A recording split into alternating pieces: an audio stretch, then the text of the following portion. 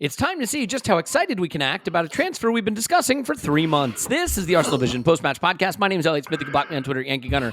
That's right, Gabriel Jesus, our own personal Jesus, someone to score the goals to fill the holes. You know what? That can be interpreted the wrong way if you say it that way, but you get the idea. 2 more sips of coffee and I would have had that nailed. Anyway, so I think we did an excellent podcast about Saka's contract and what's happening at Chelsea. And most importantly, whether it's okay to have expectations for Arteta next season. I think it is, but whether it's okay to say there are no excuses, we landed in a few different places on that. But we didn't discuss Gabriel Jesus, largely because we recorded on Sunday and there really wasn't any breaking news at the time. But we've talked about him a lot. Having said that, I thought it would be nice to put something out that discusses Gabriel Jesus and the impact he'll make when he arrives. Just because when a new player comes in, it's a big signing, and it's really arguably the biggest signing you're trying to make all summer. It's fun to have something to listen to that just goes into what he's going to mean to us. So here with me now is Clive. You can find him on Twitter at ClivePFC. Hello, Clive. Hello. How you doing? Yeah, good. So, look, I mean, we've said a lot about Gabriel Jesus. I don't think we're going to cover a lot of new ground. I don't want to put the pressure on us to try to say that one thing that we haven't said yet.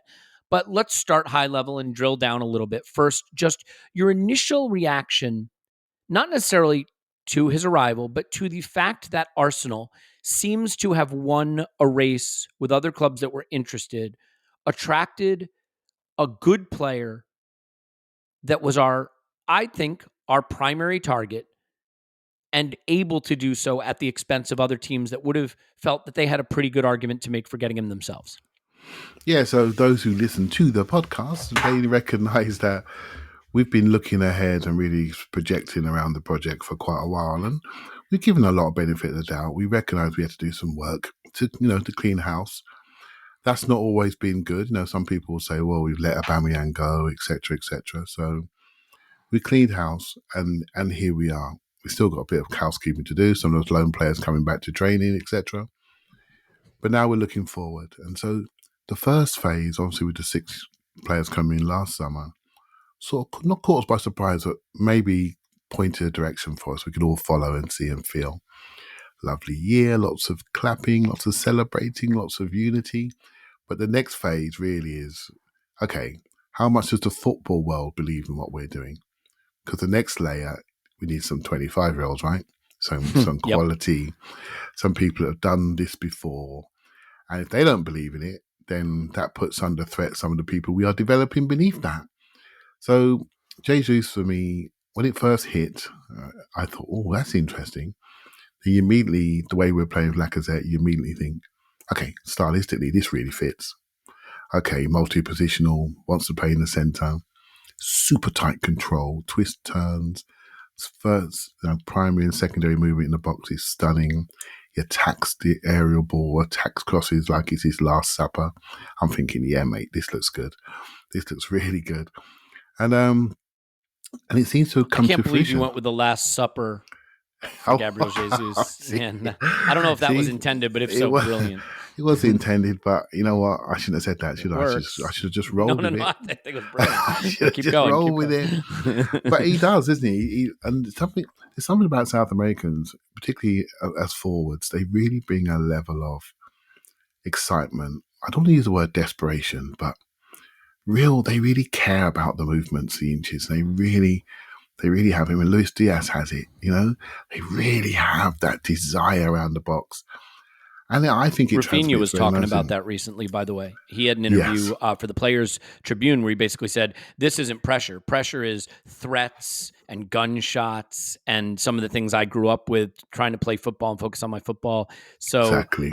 Definitely the environment you come from, and that doesn't just have to be in South America, by the way. It can be anywhere.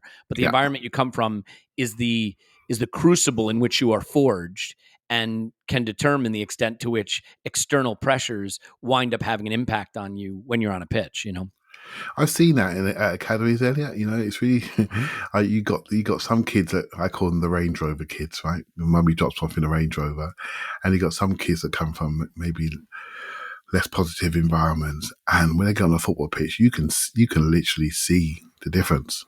You got someone who really wants it versus someone who's really good at football, maybe does not. You see what I mean? There's a slight difference. Doesn't need it in the same way. Doesn't need it in the same way, and we all find the motivations differently, right? So, I read, I posted out the Players Tribune and stuff, and I've been reading about Gabriel Jesus as well, because I think it's important to know what you're dealing with, and I make different backgrounds, different cultures.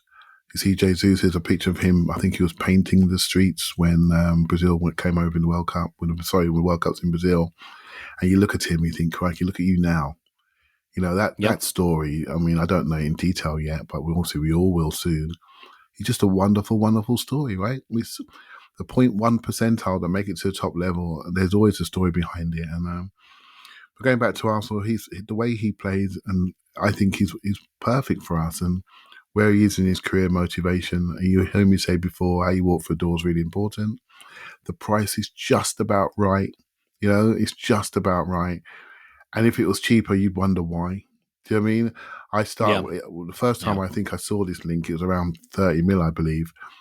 But then he started scoring, and then you realise the market has changed. But I feel it's just about right, and he feels very right to me. I haven't read anyone almost disagree with that. Have you? I mean, I'm not too sure.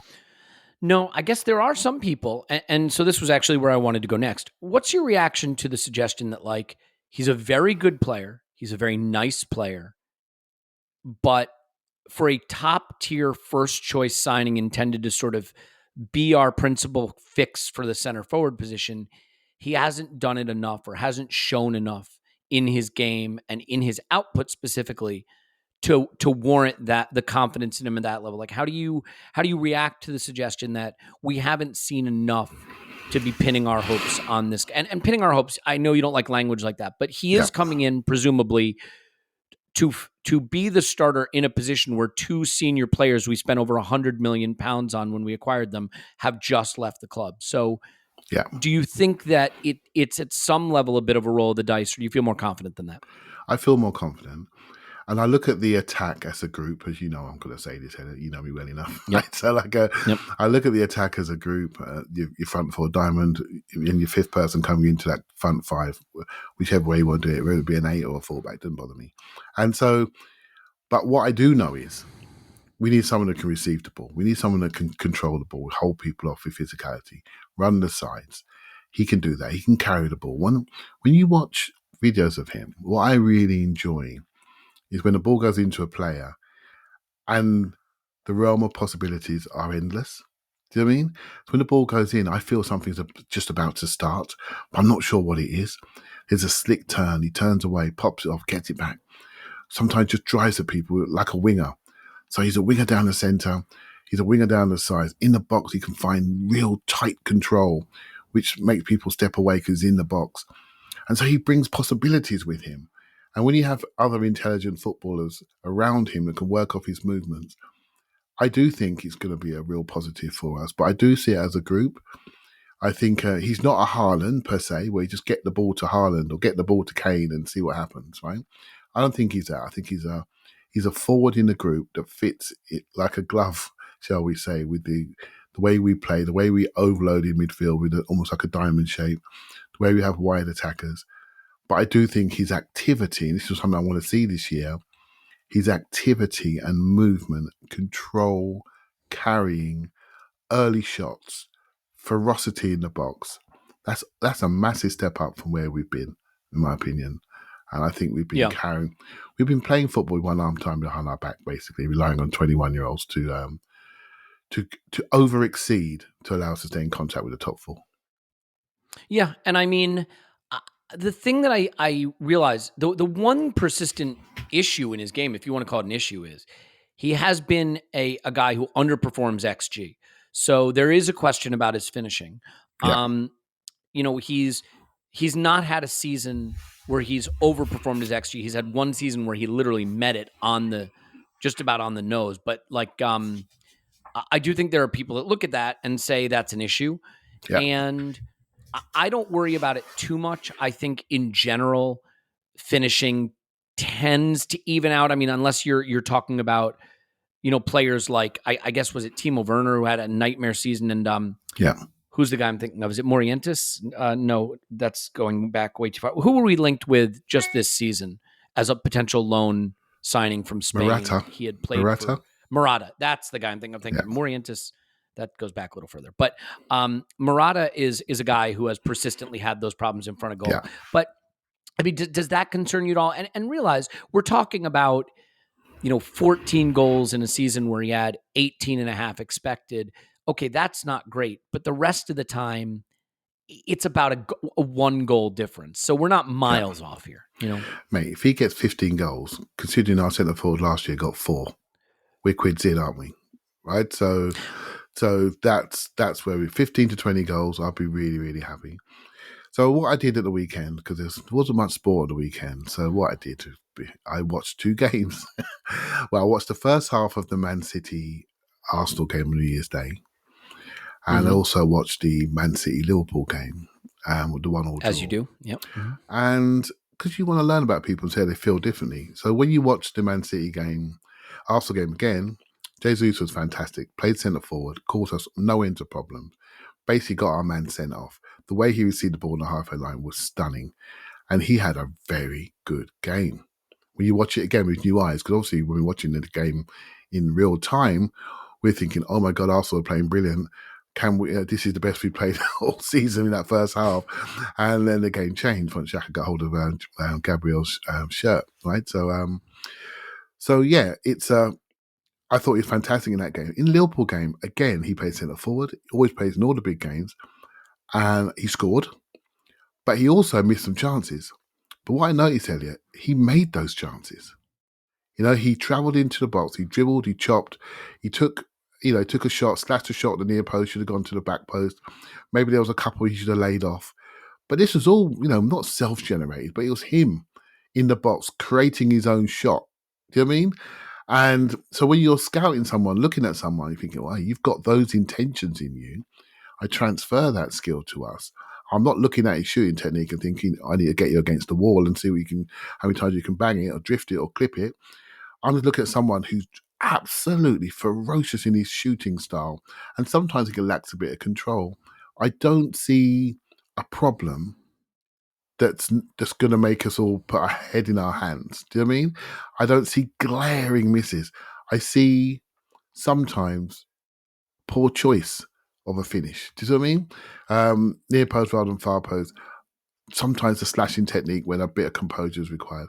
I don't see anything that's not decision based. It's just decisions rather than technique or ability or power or skill. Yeah.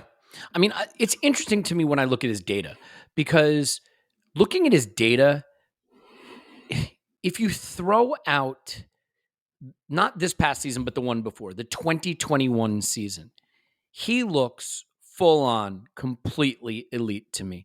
This is a guy that's somewhere between 0.8 and 1 expected goal plus non-penalty expected goal plus expected assists per 90. And essentially what I'm saying is he's creating 1 goal of expected output per game in his career or thereabouts. But the season before last was a down season for him. He took fewer shots. He created fewer scoring chances. He had fewer goal scoring involvements or expected goal scoring involvements. But this is a guy who, for his career, is a 3 to 4 shot per 90 guy, who is a 3 to 4 shot creating action guy, who is producing, like I said, almost a goal of expected output per game if you throw out the 2021 season. And I can't explain why that season was hard for me. Who knows? Maybe he didn't find it as easy to perform without the fans. Maybe there was something about football in that period that, lost him a little bit. I mean, who knows? You could forgive him for that, and that may just be creating an excuse for him, I accept. But look, sometimes you have to throw out the similar players thing on FBref, because the similar players thing on FBref is sourced in a lot of different ways. But when you look at this guy's similar players, it's Nkunku, Diaz, Mane, Sterling, Kingsley Coman, Heung-min Son, Diogo Jota, Paulo Dybala, Karim Benzema, and Kylian Mbappe. Okay, so it's like, at a minimum, the fact that those guys are in the discussion is worth looking at. Now, I'm not going to go full data dive. Maybe we'll get Scott to do a really deep data dive. And if you want to look, he reposted it on Twitter. He did do a a deep dive on whether Gabriel Jesus has a finishing issue and the extent to which it's an issue. But let's set that aside for a second, Clive. Let's shift the balance of this conversation to specifically what he's going to do for us. I think he can play all the way across the front three. I think he can be a provider. I think he can be an end product guy. I definitely think if you unleash this guy in the penalty area, he's going to cause absolute chaos for defenses. My view is that he is here to be our center forward. And he has done that for Brazil and done it effectively at times. He's done it for Manchester City effectively at times. Other times he's been asked to play out wide, which he's also done effectively. But I really don't believe we pushed the boat out for him with Lacazette and Aubameyang gone unless we think he can play center forward. So for me, that's his position. Yeah. Do you agree that's where we're going to play him and that's where he's going to have the impact? I agree. And I think that's probably one of the reasons why he's chosen us, because he's coming as a centre forward. He knows where he's going to be playing, who he's going to be playing with. And the fact we're looking at Rafinha tells you that we're looking to load up in wide areas as well, which says to me, by the way, you're going to be our centre forward. And I think it suits his Brazil career because Rafinha maybe stick on for the right wing and Vinicius Jr. for the left wing and Neymar in there somewhere. So if you want to play for Brazil, mate, centre forward is there or nothing. Otherwise, you're coming off the bench. So this gives him a chance to publicise himself in that role. And I think he's ready for it. There comes a stage in your life when you're young, when you're really young, and those wide areas are easy for you. I'm not saying he's old, but he's 25 now and he's ready for the next phase of his career tactically. He's going to do it with a guy who's a trusted coach who he's known for years. It just sort of makes sense. I mean, some moves just sort of feel right, don't they? For the moment it hit the airways, you all went, "Oh, that makes so much sense." It makes so much sense. The only doubts I had was how we were going to use him. I didn't want to go into like this false nine thing. I don't want to be obsessed with that. Yeah. I want us to have a centre forward that cares about scoring, not cares about setting the ball off. We've got number 10 that doesn't want to shoot too much, right? So you put too much onus on those wide forwards. And the way we use our wide forwards, not like Liverpool do, we don't cradle them with fullbacks. We stick them on the touchlines, right? And say, score from there. Have 3-4 passes and sprint inside and score from there. And I think it's too much onus on people too far away from the goal, and I think that cost us towards the end of the season. I think we got to cradle them a little bit more. We got to get them closer to the goal, allow them to do their work near the goal and threaten teams inside fullbacks, not outside the fullbacks.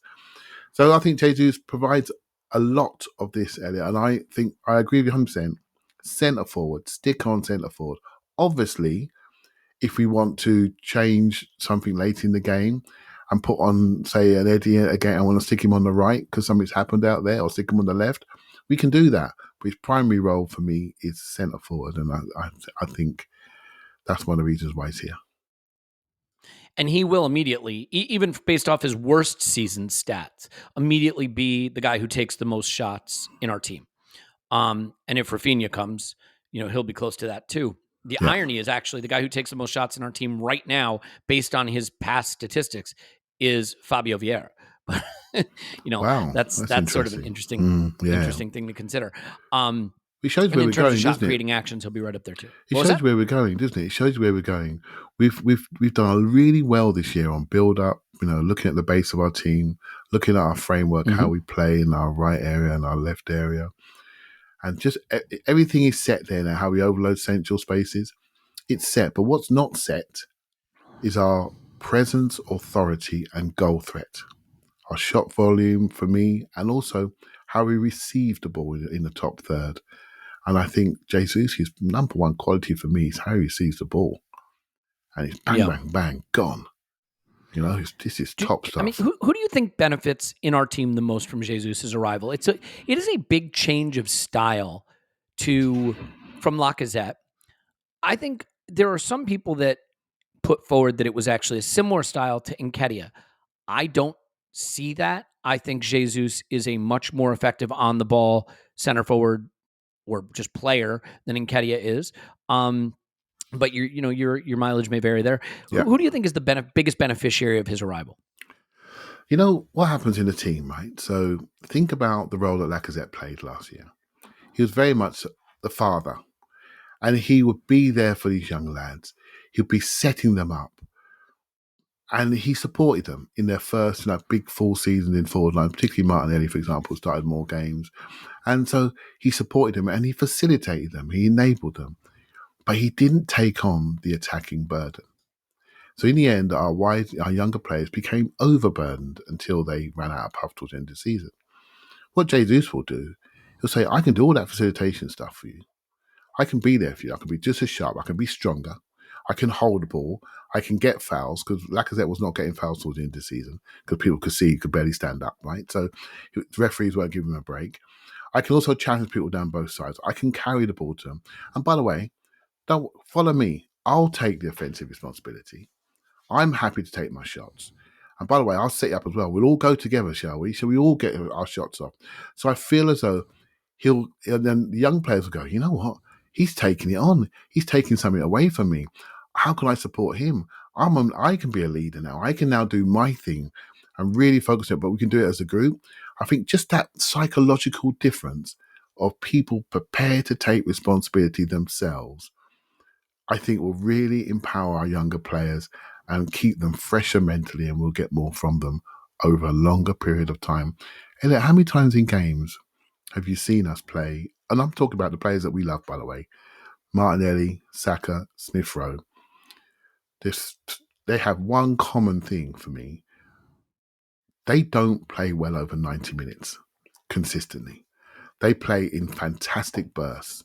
I've watched a lot of games, rewatched a lot of games. Some of that could be fatigue. We need to get more from them for longer periods, and some of that will come when we get to the 5 substitute rule.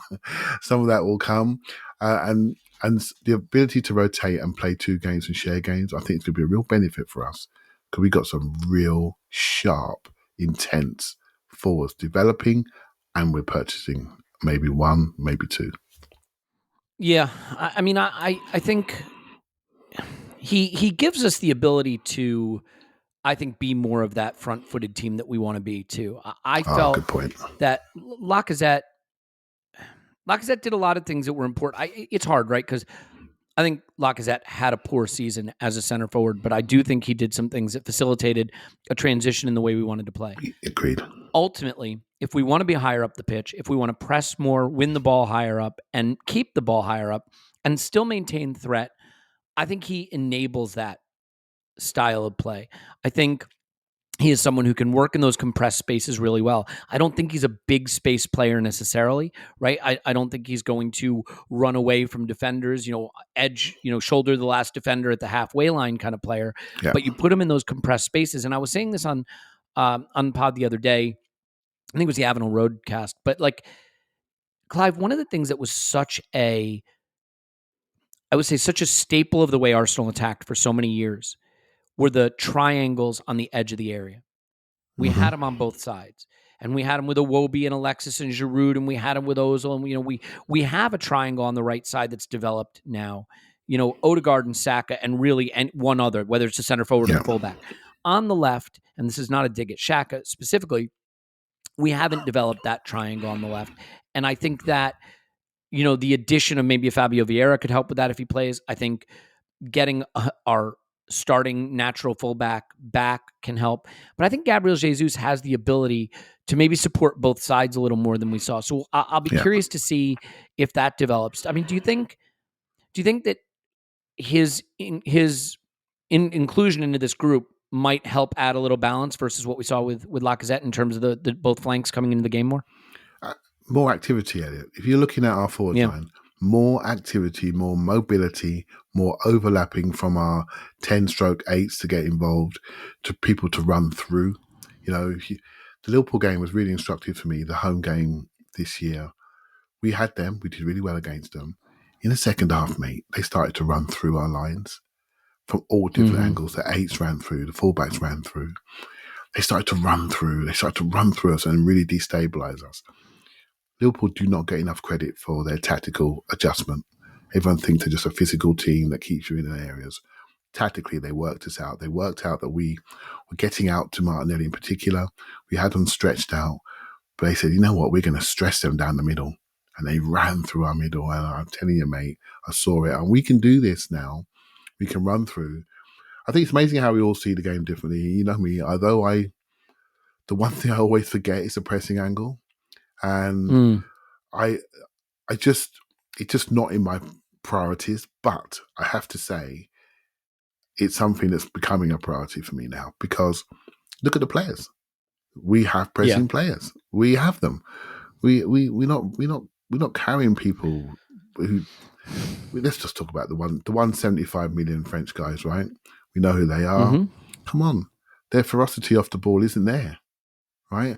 Lacazette's the best of the three of them, but we all know that it comes in 50-minute caps, right? And so John's ambulance is waiting on the sideline to give him some oxygen, right? So you can't, that's not something that you can sustain. Hence why we play in bursts. So that ability to sustain quality, to sustain the game plan over a longer period is what I'm really looking for. If we can do that, if we can maintain control, maintain pressing, counter-pressing, maintain the ball in certain areas for longer, I think our quality now can execute. And I also think our defensive record will get better because of where we're playing and where we can keep people. Yeah. And that's my thing for this year. What if I can see the ball in areas for longer, if I can see more varied quality movement, desire around the box to get shots, I think just by design, our number's going to look a little bit better. And I think if I'm Arteta now, I'm working a lot more. I think this season he worked a lot on the ball, but I'm thinking, maybe this is the season to work off the ball, and talk about some of what you're thinking about, Elliot. Yeah, and I mean, you put Martinelli, Saka, and Gabriel Jesus out there, and you ask them to press, and not only can they press, but I think when they win the ball back, they can devastate, right? And that's the other thing. I mean, sometimes we were winning the ball back, but we maybe didn't have the devastation to turn the team around and attack them. The thing that I see when I watch Gabriel Jesus on film, and we obviously did a scouting video of him, he's got a lot of the skills that you want in a player on the ball, but he makes so many runs, even if you're in the final third. He's constantly challenging the defensive line to hold its line, to track his runs, to be aware of his runs. Yeah.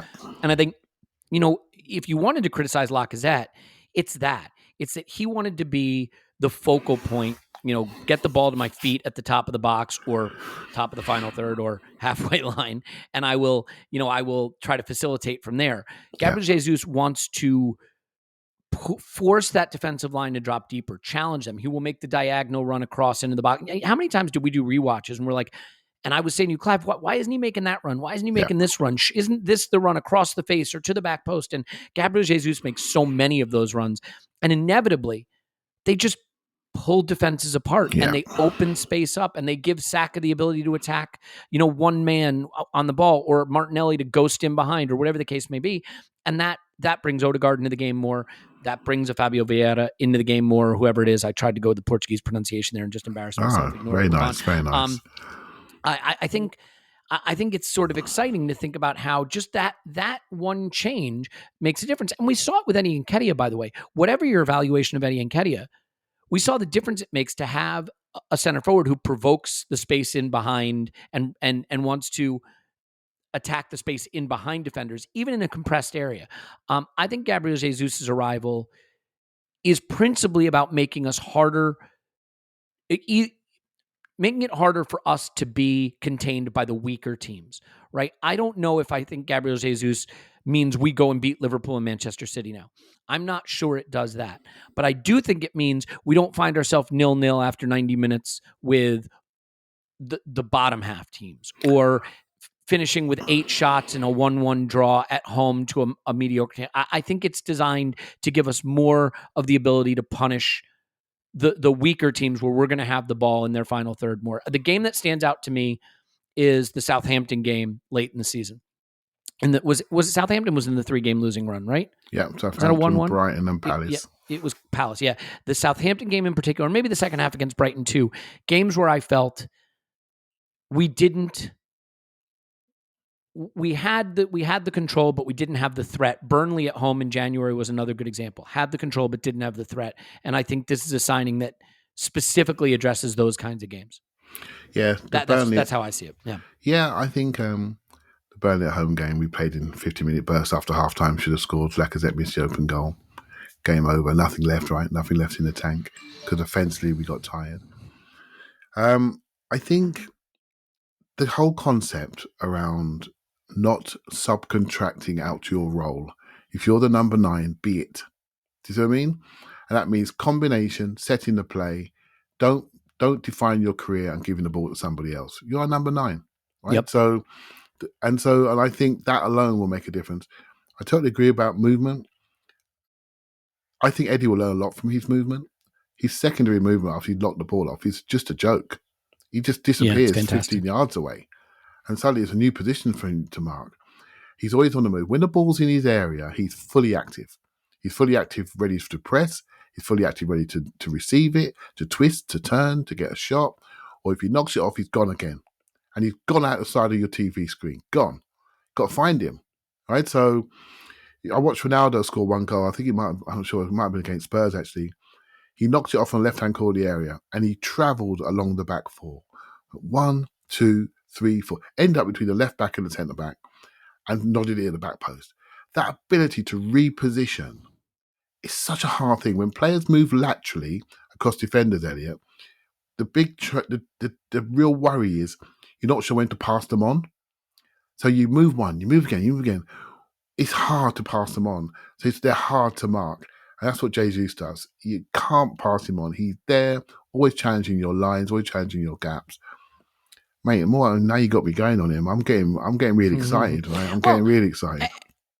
And it's interesting, right? Because I realize that City and Liverpool have sort of just changed to more of a fixed point in a system kind of center forward. I mean, Nunez can play in the left half space in the left channel, but Haaland and Nunez are more center forwards who are going to play between the half spaces, not in them or outside them. But I do like the idea of not having a fixed point in a system where you know where they're going to be. And the thing that I like about adding Gabriel Jesus is if he and Saka switch or he and Martinelli switch or, whatever the case may be, and there's movement and, he makes a run that takes him into the fifth channel or whatever we're calling it now, and Saka swaps with him, like that works. And I don't think you're going to have the same ability to just know where players are going to be. Look, sometimes the qualities you have on the pitch as an attacker determine how the defense has to play and the kind of challenge defenders face. And the thing with Lacazette is when he came short, the defenders did not have to go with him. But if they did, they didn't have to worry that he was going to turn them around and beat them in behind. I don't think, it's not Lacazette's fault, but I don't think he didn't put them to a decision, right? And I think Gabriel Jesus is the kind of player that puts you to a decision. Am I going to follow this run? If I leave this run, am I going to get burned? If I get too close, am I going to get turned? Am I going to find myself in a foot race? Like you need to be able to challenge defenders. And we saw that a little with Nketiah doing it as well. Let's pivot just a little bit, Clive, to what we actually expect this season. A little bit of prediction time, right? Just in terms of raw output. I'm going to give you an over-under for goals and then an over-under for assists. Okay. You tell me whether you expect him to go over or under. Okay, so you don't have to pick a number. And then maybe a little bit on, what success looks like to you if I've hit the number right. I'm going to say 14 non-penalty goals in the Premier League. Let's do it this way. 14.5 non-penalty goals in the Premier League. Yes, you're a clever dude, you are. Over under. I would say, you know what? It's around that mark for me. So I picked it. It's around that over mark. under, though. I'm going to go just over. I'm going to go just over. For me, that would be fantastic. 15 Premier League goals would be absolutely fantastic. And I think the key is how they come and where they come, the games they come. So but 15 Premier League goals would be fantastic. And I think it just shows a level of leadership and a level of I accept that responsibility. So that works for me. I don't think whatever we do, we're not a team that's going to have that single guy scoring 25 goals anymore. I think it's going to be a collective. So if Saka can score 10 to 12 again, that'd be great. If we can get Martinelli up to sort of 8, that would be great. But I do expect one. I think Smith Rowe probably over-exceeded a little bit on his goals, given the minutes that he had. I think Odegaard could do a little bit more on his shooting. I think he needs to shoot a bit more. Vieira's an unknown to all of us. That's going to be such an interesting journey to watch. But there's one more we need, right? You know where my head is. We need one more. And he thinks like a forward. And you could easily say, in Saka, you could say that he's our best player. He could be an attacking midfielder playing wide right. his desire to score is there. But when you see Jesus and when you see Rafinha, you see a different desire, the desire of somebody that's grown up as a forward. Do you know what I mean? And they measure themselves on those forward type activities, right? So I'm interested in seeing more forward threat, and people that think like forwards, want to be measured like forwards. I want to go out there and make other people think. He said earlier, Elliot, he said, I'm not sure if Jesus is going to make us beat Liverpool or City. Well, I tell you what, they're going to respect him as a player more than they did our previous centre forwards. And that's the truth. The last time they got respect was when Aubameyang was flying down the left, and he did very well. I watched those games this year, and they did not respect our centre forwards in those games. I watched them, so that will change hopefully. Yeah, and it's interesting because I look at it this way: he is over his career a 1-in-2 goal scorer. That's what he is over his career. If he starts 30 games for us in the Premier League, he'll hit 15 goals. I believe that. I mean, that's just who he's been more or less for his whole career. He is a 1-in-4 assister over his career, not someone's sister, a sister, man who provides assists, which means if he starts, 30 games, he should have between 7 and 8 assists. And if he finishes with 15 goals and 7 or 8 assists, that's a hell of a good season. Do I think that's his ceiling? I do not think that's his ceiling. I think that's his baseline. That is literally his average. He has had seasons where he is a 1.0 non-penalty XG plus XA guy, meaning if he starts 30 games and hits his XG plus XA, he would have 30 goal involvements. So 20 goals and 10 assists. Now, I realize that is the sunniest view, but that's how you arrive at a ceiling. You say, his data tells me he can hit 1 goal contribution per game. 20 goals, 10 assists. We're in the top 4. No doubt, no question. We're not scoring 56, 60, 65 goals a season if our center forward has 20 goals and 10 assists. We're doing a hell of a lot more than that because that's 30 goals right there, okay? From one guy, 30 goal involvements. I'll hit his assist total at 7.5. Give me an over-under. Oh, I'd say, again, just over. Again, I think he's going to have a big role in assists. I think our young players are going to get Sunday said our young players are going to get older, but they're going to mature football-wise and improve. You know what? You see the game and you see football in a way that I don't see it, but I find myself able to see what you're driving at there. And they're going to develop. And they're going to feel more confident, and they're going to push themselves and have greater targets. So I see that. I see that going up. I definitely do. I just this feels like sometimes you start a new job and you really develop. You have your prime working years. Do you know what I mean? There's always that company that you work for. That's my prime years. I'm ready for this change. I'm ready for this role. And I just think he's ready for an expanded role. He's ready to show people what he's got. He's also within those Man City numbers. Yes, they're a great team. We all know what they can do. But he doesn't play every single week. So there's a little bit of rhythm that's lacking. Do you know what I mean? So we judge him over a season, but imagine if he has a rhythm. He has a consistent role and a rhythm. I'm not saying he can play 38 games, but he's going to play a number of games. He got some rhythm towards the end of the season with Man City. He plays in all their big games.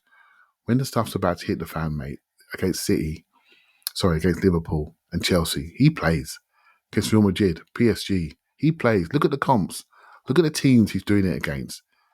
This ain't the Carling Cup. Do you know what I mean? This ain't that. This is serious stuff he's doing this against. Serious teams with serious defenders. Yep. And he's executing. And I think that's a real big thing. And I'm reading some stuff online this weekend. One of the tweets that just came out to me saying that, Jesus, a lot of City fans, they would rather see Mahrez go than Jesus go because Mahrez is getting on a little bit. So they wish him all the best. They know he's got to define his career, But they also, people are saying that he'll get into almost any team in the league, apart from maybe the City team and potentially Liverpool team. And that's it. Chelsea would have him. Spurs would have him. Man United would have him. He gets in any team in the league. And so that's a good thing. We don't buy players like that very often. So this is a good news story, right? So I can't wait to see it. And he just turned 25. Just turned 25. But the identity that he brings, the attacking identity, It tells me it's a serious on and off the ball identity. We're here to play with physicality, intensity, carrying ability, and banging shots. That's what I want. When it gets into last fight, I want people to care about it, not subcontract it. It's easy to lose sight. Like, he's 1 year older than Eddie Nketiah. That's it. And we're going to have him, if he stays for his whole contract, we'll have him in his 25, 26, 27, 28, and 29-year-old seasons. You can't ask for more than that. You've been a great player in your early 20s. Now go be a star in your mid to late 20s, in your prime. You're being given the role you want in a team that's going to grow with you, into you at the perfect time. Yeah, and I would just say this about value. We are buying a Premier League proven player entering his prime, who has played for our manager and a manager who plays a system like him, who has been Brazil's center forward at 23 years of age, whatever it was when he started at number 9 for Brazil, for, whatever you want to believe it is, 45 million, 50 million, in that range. In a summer where you've got 80 million to 100 million pounds being spent on center forwards, some of whom are brilliant and some of whom still have a lot to prove. Like, if you said to me that Gabriel Jesus winds up having a better season than Darwin Nunez, I'm not saying I expect that because Liverpool are such a good team, but it would not shock me. It would not shock me. And so I think we have acquired a really good player. But what we've done, Clive, and this is the whole thing, the whole ball of wax for me, why I love this move. He has a ceiling that, for me, could be one of the top 3 or 4 players in the league. That's his ceiling. I think he can get to that level. But we've really protected the floor because he's not going to be bad. There's no world where I can see a guy who is a 1-2 goal scorer over his career, who's played in the league, played for our manager, played for Pep, is a Brazil full international. There's no world where I can see him failing in the way like a Nicola Pepe has failed, right? He's going to fit our system because the manager knows him. He's going to have the right mindset and mentality. The manager knows that.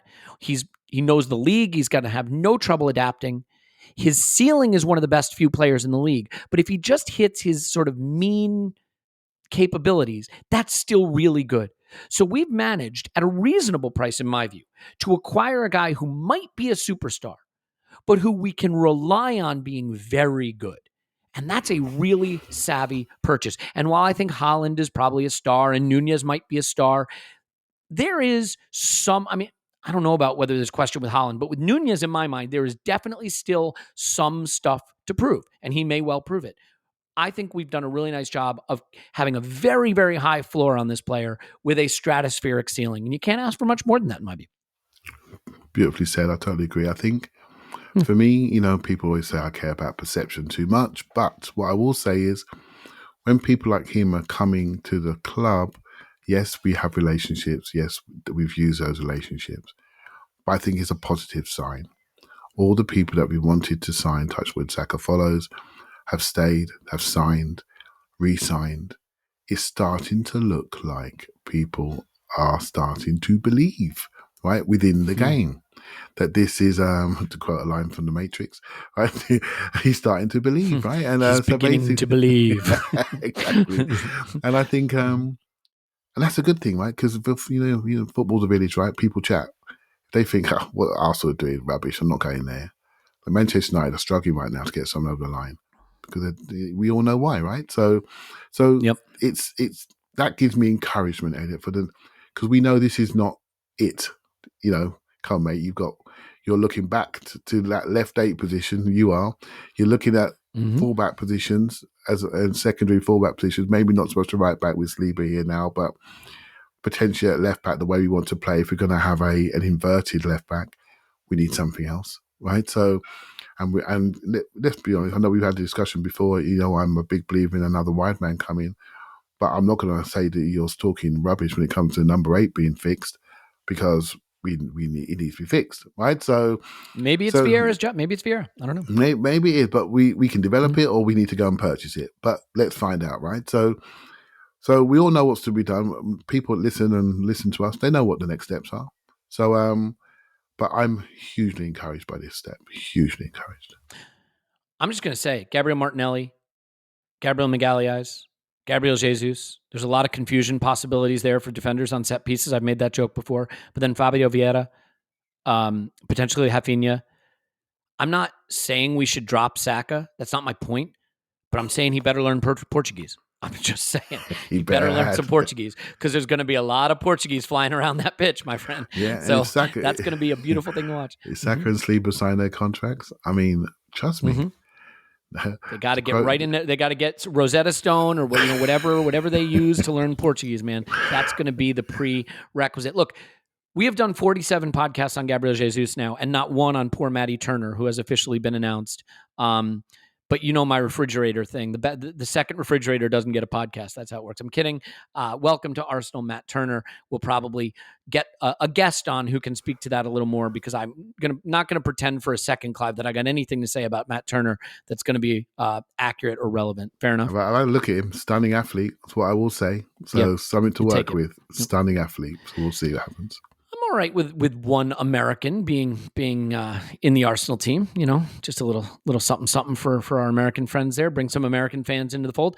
God knows when Clint Dempsey was there, we had to live with Spurs fans over here, so it'd be good to get rid of that. Let's leave it there. Another podcast on Gabriel Jesus coming tomorrow, and then the next day, and then the next day. Clive's on Twitter at ClivePFC. Thanks, Clive. Thank you very much. My name's Elliot Smith. You can block me on Twitter at Yankee Gunner. We love you, and we will talk to you after Arsenal 10 transfer window nil.